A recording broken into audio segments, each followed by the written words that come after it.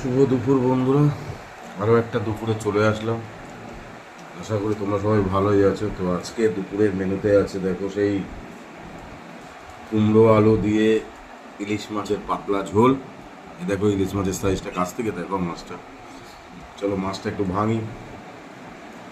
দেখো ভিতরটা দেখাও, দেখো কতটা সাদা। ঠিক আছে, চলো একটা বাইট নিয়ে দেখাই।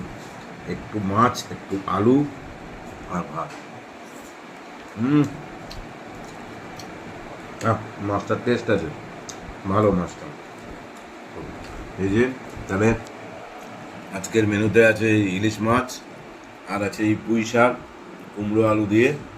এটা আমি খেয়েছি কিন্তু তোমাদেরকে দেখাইনি, পকটা দেখিয়ে দিলাম, কেন খাওয়াটা আর দেখাইনি। আর এই আছে আগের দিনের দেখি জলপইয়ের টক ডাল, জলপই দিয়ে টক ডাল। চলো খাবারটা খাই। আর সব মাছের মধ্যে ইলিশ মাছ তো আমার সবসময় ফেভারিট। আমাকে মাটন আর ইলিশ মাছের মধ্যে বলতে বললেও আমি আগে ইলিশ মাছই দেবো। কার কার এরকম ফেভারিট আছে ইলিশ মাছ আমাকে প্লিজ জানি। চলো টাটা।